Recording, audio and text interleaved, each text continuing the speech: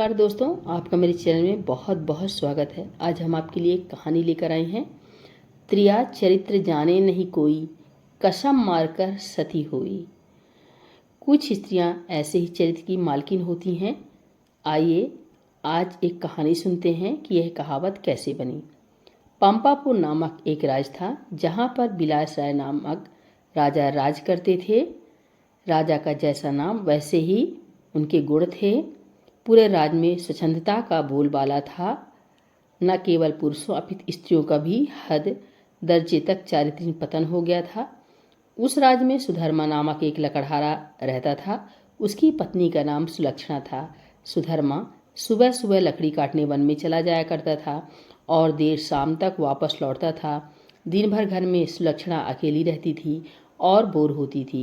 सुलक्षणा अतीव सुंदर स्त्री थी और आत्ममुग्धा नायिका की तरह अपने यौवन रूप को आईने में देखकर हर्षित होती रहती थी। शाम को सुधर्मा थका हारा आता था और खाना खाकर जल्दी ही सो जाया करता था। सुलक्षणा जब घर का काम निपटाकर सज संवार कर जब तक सेज पर आती थी, तब तक सुधर्मा खर्राटों की दुनिया में सैर करने चला जाता था। बेचारी सुलक्षणा मन मसोस कर सेज पर तड़पती रह जाती थी। उसका अतृप्त यौवन खून के आंसू रोने लगता था। घर गृहस्थी का सारा सामान सुलक्षणा ही लाती थी। एक दिन सेठ कहीं गया हुआ था और उसकी दुकान पर उसका नौजवान पुत्र चिंतामणि बैठा था। वह सुंदर तथा बलिष्ठ था। सुलक्षणा उस पर फिदा हो गई। सेठ के बेटे चिंतामणि ने भी सुलक्षणा जैसी सुंदर स्त्री पहली बार देखी थी, इसलिए वह भी सुलक्षणा की ओर आकर्षित हो गया। दो दिल मिल गए। अब बदन मिलना भी आवश्यक था। चिंतामणि ने एक मिलन स्थल भी खोज लिया था। सुलक्षणा रोजाना सुधर्मा के सो जाने पर चिंतामणि से मिलने जाने लगी और वह सुबह होने से पहले वापस आ जाती थी। सुलक्षणा और चिंतामणि की रंगरेलियां बेरोक टोक चलने लगी। एक दिन सुधर्मा जंगल में लकड़ी काटने गया तो उसने देखा कि एक साधु बेहोश पड़ा है। सुधर्मा ने उस साधु पर ठंडे जल के कुछ छींटे मारे तो साधु ने आंखें खोल दी। सुधर्मा ने साधु को बैठाया और ठंडा जल पिलाया तो उसमें कुछ जान आई। थोड़ी देर बाद उसे खाना भी खिलाया तो उसके बदन में थोड़ी ताजगी आ गई और वह चहलकदमी करने लग गया। सुधर्मा ने उस साधु से आग्रह किया कि कुछ दिन वहां उसका आतिथ्य स्वीकार करे। सुधर्मा के आग्रह को साधु महाराज टाल नहीं सके और शाम को ये साधु महाराज सुधर्मा के साथ उसके घर आ गए। साधु को देखकर सुलक्षणा के तन बदन में आग लग गई। उसे लगा कि अब उसकी चोरी पकड़ी जा सकती है, इसलिए वह साधु को घर में नहीं रहने की जिद पर अड़ गई। सुधर्मा ने उसके सामने समर्पण करते हुए कह दिया कि साधु महाराज बस 1-2 दिन ही रहेंगे। इस पर सुलक्षणा राजी हो गई। रात में सबने खाना खाया और साधु के लिए आंगन में चारपाई बिछा दी। सुधर्मा खाना खाने के तुरंत बाद सो गया, लेकिन सुलक्षणा की आंखों में नींद नहीं थी। वह तो चिंतामणि की सूरत उसकी आंखों में बसी हुई थी। उसका मन उड़कर चिंतामणि के पास चला गया, मगर बदन तो सुधर्मा के घर में ही पड़ा था। यौवन को मन से ज्यादा तन की जरूरत होती है। सुलक्षणा को अपना बदन जलता हुआ महसूस होने लगा। उस आग बुझाने के लिए उसे चिंतामणि के सागर की आवश्यकता थी। सुलक्षणा उठी और उसने देखा कि सुधर्मा खर्राटे ले रहा है। तब वह साधु के पास गई। साधु भी चुपचाप लेटा था। सुलक्षणा ने साधु को सोता हुआ जाना और फिर बन संवर कर चिंतामणि से मिलने के लिए चल दी।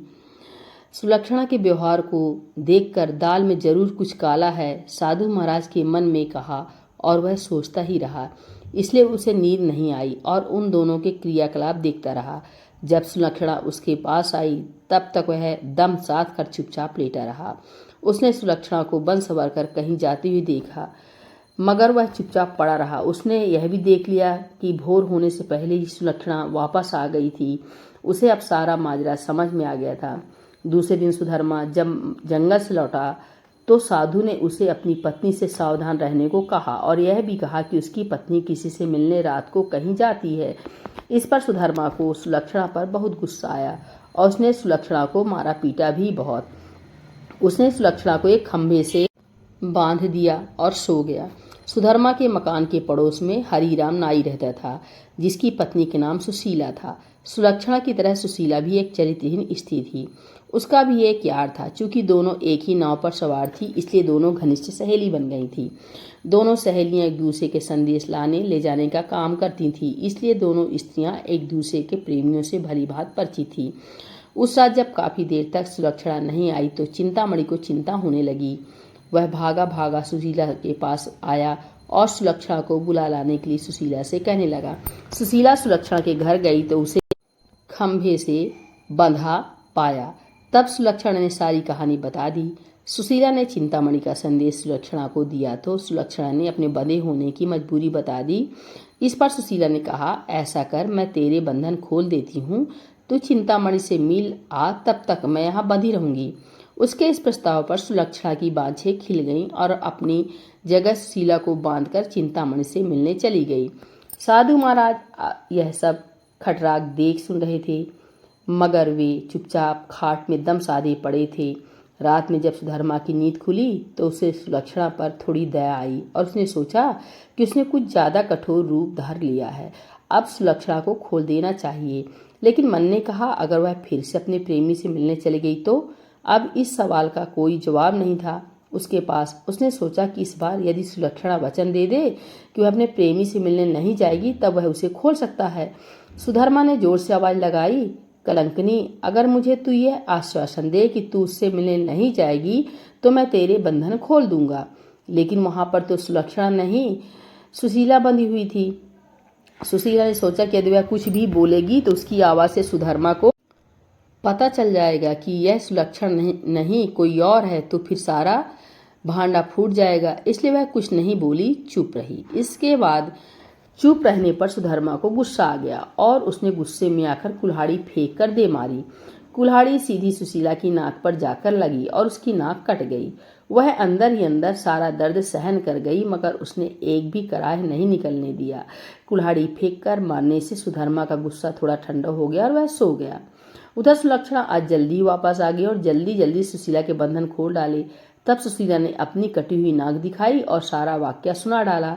सुलक्षणा यह देखकर और सुनकर कांप उठी, मगर अब क्या हो सकता है। सुशीला अपने घर को चली गई और सुलक्षणा फिर से उसी खंबे से बंधी खड़ी हो गई। साधु बाबा चारपाई पर पड़े यह सारा क्रिया चरित्र देख रहे थे। थोड़ी देर बाद जब सुधर्मा की नींद खुली तो उसने अपनी पत्नी सुलक्षणा से फिर कहा, देख, अब तू मुझसे सच सच कह दे और मुझे यह वचन दे दे कि तू फिर कभी उससे मिलने नहीं जाएगी तो ठीक रहेगा, नहीं तो जिस प्रकार मैंने तेरी नाक काटी है, अब तेरे दोनों कान भी काट दूंगा। फिर तू नकटी और बूची हो जाएगी, अब तेरा घर से निकलना ही मुश्किल हो जाएगा।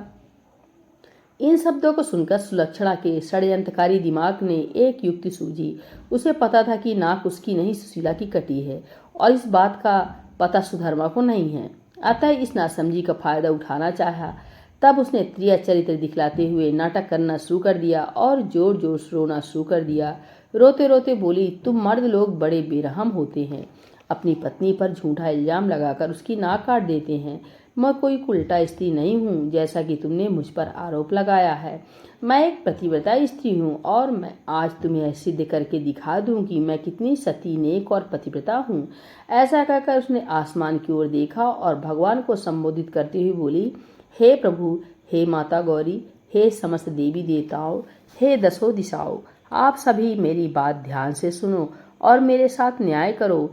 मैं यदि तन मन वचन से एक पतिव्रता और सती स्त्री हूँ तो मेरी पत्नी मुझ पर बदचलन होने का आरोप लगाकर जो मेरी नाक काटी है वह नाक फिर से जुड़ जाए और एक पतिव्रता स्त्री क्या होती है यह पूरे जग को पता चल जाए और वह ओम नमो भगवते वासुदेवाय नमः का जाप करने लगी। सुधर्मा यह सब देख और सुन रहा था। अभी 3-4 बार ही मंत्र का जाप हुआ कि सुलक्षणा चीख पड़ी, मेरी नाक जुड़ गई, मेरी नाक पहले जैसे हो गई। हे भगवान, तेरा लाख लाख शुक्र है जो तूने एक पतिव्रता स्त्री की लाज रख ली और मुझ पर बदचलन होने का झूठा आरोप जो मेरे पति ने लगाया था उसे खारिज कर दिया है। मैं आपका यह उपकार जिंदगी भर नहीं भूलूंगी भगवान। और उसने नीचे धरती पर झुककर भगवान को प्रणाम किया। तब तक सुबह हो गई थी। सुधर्मा की उसकी बातों पर विश्वास नहीं हुआ, इसलिए वह उसके पास गया और उसकी नाक को छूकर देखा। वह पहले जैसी ही थी। वह सुलक्षणा को आश्चर्य से देखता रह गया और अपनी गलती पर पछताने लगा। उधर सुशीला ने अपने चेहरे पर एक कपड़ा इस तरह लगा लिया कि नाक दिखाई नहीं दे। सुबह होने पर नाई हरिराम अपनी दुकान जाने लगा तो उसने अपनी पेटी संभाली। उसमें एक बड़ा वाला उस्तरा नहीं था। उसने सुशीला से कहा कि बड़ा वाला उस्तरा ला दे। सुशीला नाक कटने से चिड़ी हुई थी तो उसने हरिराम की तरफ एक चाकू फेंक दिया और कहा, ले यह ले तेरा बड़ा वाला उस्तरा। बड़े वाले उस्तरे की जगह चाकू देखकर हरिराम का पारा 7वें आसमान पर चढ़ गया। उसने अपनी पेटी खोली और एक छोटा उस्तरा निकाला और उसे सुशीला की ओर फेंक कर मारा। सुशीला की चाल कामयाब हो गई। वह यही तो चाहती थी। उसने उस्तरा हाथ में पकड़ा और जोर जोर से चिल्लाने लगी, अरे मेरी नाक काट दी, हाय मेरी नाक कट गई। उसकी आवाज़ सुनकर पड़ोसी आ गए। वहाँ भीड़ लग गई। लोगों ने देखा कि सुशीला की नाक कटी हुई है और उसके हाथ में एक छोटा उस्तरा है। सुशीला कहे जा रही थी उसके पति ने उसे बदचलन बताकर बेवजह ही उसकी नाक इस उस्तरे से काट दी है। लोगों ने सुशीला की बात सही मान ली और हरिराम नाई की धुनाई कर दी। इतने देर में राजा के सिपाही आ गए और हरिराम नाई को पकड़ कर ले गए। राजा की अदालत में मुकदमा चला। सुशीला ने स्वयं को सती सावित्री पतिव्रता बताते हुए अपने पति पर आरोप लगाया। उसने उसे बदचलन बताकर उसकी नाक उस उस्तरे से काट ली। उस्तरा भी था और सुशीला की नाक भी कटी हुई थी। एक पति अपने पति पर मिथ्या आरोप क्यों लगाएगी?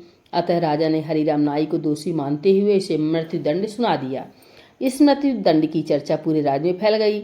सुधर्मा के घर में ठहरे हुए साधु महाराज ने भी जब हरिराम नाई को मृत्युदंड की बात सुनी तब वह विचलित हो गया।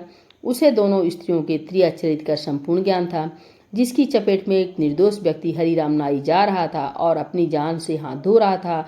तब वह राजा के पास गया और संपूर्ण घटनाक्रम को राजा कह सुनाया। राजा ने सुधर्मा और सुलक्षणा को दरबार में बुलवाया और कड़क कर सारी बातें सच सच बताने के लिए कहा। तब सुलक्षणा और सुशीला ने सारी बातें सच सच बता दी और अपने स्वांग को भी बता दिया। अब मामला पूरी तरह से साफ हो चुका था। दोनों स्त्रियों का अपराध सामने आ गया था और हरिराम नाई निर्दोष सिद्ध हो गया था। इस षड्यंत्र के लिए दोनों कुटिलाओं को भीषण दंड दिया जाना था, लेकिन स्त्री, बालक और साधु को मृत्युदंड नहीं दिया जा सकता है। इस शास्त्रीय विधान के अनुसार दोनों स्त्रियों के नाक कान काटकर उन्हें छोड़ दिया गया। इस पूरे वृतांत को देखकर साधु महाराज बोल पड़े, त्रिया चरित्र जाने नहीं कोई, खसम मार कर सती होए। तो दोस्तों, ये कहानी कैसी लगी? ये कहानी सभी स्त्रियों पर नहीं लागू होती हैं, जो कुछ ही स्त्रियां ऐसी होती है उन पर ही लागू होती है। कहानी अच्छी लगे प्लीज़ लाइक, चैनल को सब्सक्राइब जरूर करें।